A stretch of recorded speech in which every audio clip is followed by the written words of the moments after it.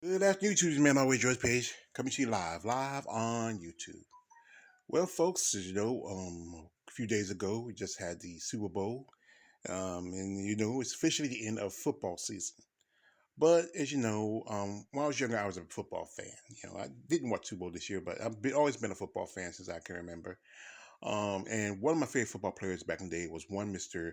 Walter Sweetness Payton, one of the greatest running backs in the NFL. He is a legend. I mean, I used to love watching him. I was a big Chicago Bear fan when I was a kid. My older brother was a fan of the Steelers.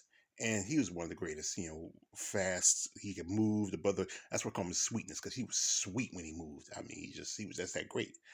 But anyway, I want to recognize this man for is, I try to do a recognition for anybody of our community for Black History Month.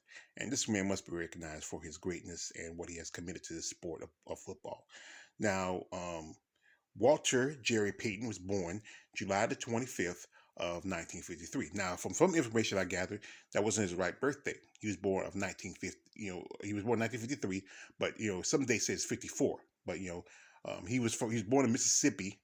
Columbia, Mississippi, and he was one of three kids. He had an older brother named Eddie, and you know Eddie, Walter went to Jackson State University, which was an all black school. But he was thinking about going to Kansas State, but he wanted to follow more of his collegiate career and follow his big brother, and he went um, you know um, to Jackson State. Now, during that time, he had gathered a lot of records. He made a career. He mean by from 71 to 74, 95, 598 attempts, over three, at least over 3,000 yards, and also he had 63 touchdowns. That's pretty good. But by 75, he was recruited as fourth overall for the Chicago Bears. And he did pretty good his career with Chicago. In those early years, there was struggle with the team, but he set some records during that time. Even when he got to play in the Pro Bowl in '77, he became a MVP. And his older brother Eddie was also playing in the NFL. Eddie was a undrafted player for the Cleveland Browns. And during this time, there was some struggles with the Bears those early years. But Walter, even with those hardships, he even still availed. I mean, he was considered one of the greatest, running backs next to Jim Brown and O.J. Simpson. I mean, he created a lot of yards. Some records that I think are broken now, but some records he broke back in the day. Now, by '86, actually by '83, the team was still struggling, so they get a new coach, and that's Mike Ditka. And this is the great Gale Sayers, which is where some people compared Walter to. The team really kind of changed. I mean, you drafted some better players. They got in Jim McMahon for the quarterback, and they got Refrigerator Perry for defensive team. And by '85, they were able to compete in the Super Bowl 20, which and they won that year. And that was, the infamous Super Bowl Shuffle video. I remember watching that. It was crazy. It was wild. It was fun to watch. And he even does stuff like outside of football. Him and Joe Montana were hosts on Saturday Night Live. Him and Jim Man did commercials, get commercial with the fridge. Here's his Michael Jackson episode SNL. I remember sitting there talking about beating up Tito. And he accomplished so much during his time as in the NFL. The awards, MVPs, the records he set. Here he is right here with the church lady. Isn't that special? And by '87, he decided it's time for him to go.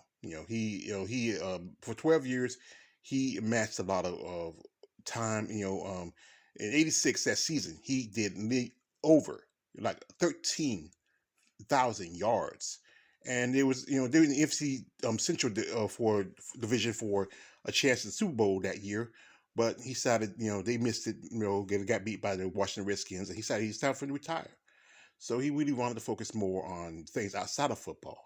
Him and his wife, he was married to his wife, Karina Norwood, since '76. They met in '76 and, were married.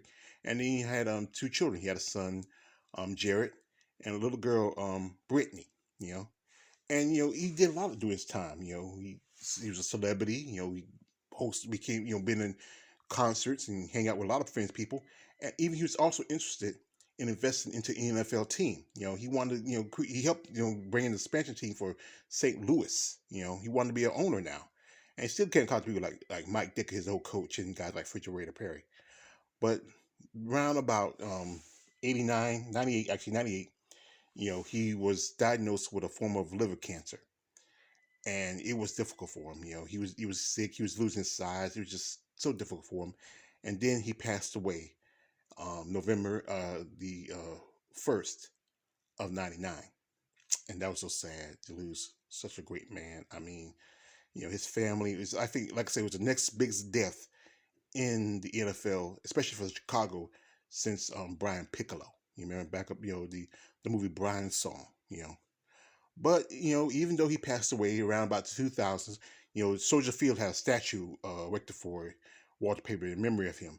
And also, he has an award, the Walter Payton Award, that's also given in college and also given into NFL players for their work and commitment in the NFL. Charles Tillman has gotten one, Russell Wilson got one, and J.J. Watts has gotten one.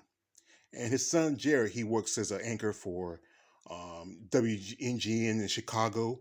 And his daughter Brittany, she's married, she has children, and the family's still together. I mean, but it was just a great to see Walter Payton play. I mean, the stuff he has done over the years. I mean, the records he has set, during his time, a Pro Bowl winner, most valuable player in '77, all pro. I mean, four times, Russian, from 76 to 79. Shoot, I mean, there's so much he has done. If you are a football player, I don't have to tell you all of the things that Sweetness has done during his career, but you know what? He was just one of those great men who was so committed and passionate about his sport. And you know what? It's been like almost I would say almost 13 years since his death. No, actually, wow, 99, actually 23 years since his death. Wow, 23 years, almost 23 years, gonna be 20 years this year. And you know what? It's still one of those great guys that people still talk about and remember, and just you know, one of those all-time great athletes. So, like I said, I want to remember and pay respect to one Mr. Walter Jerry Sweetness Payton.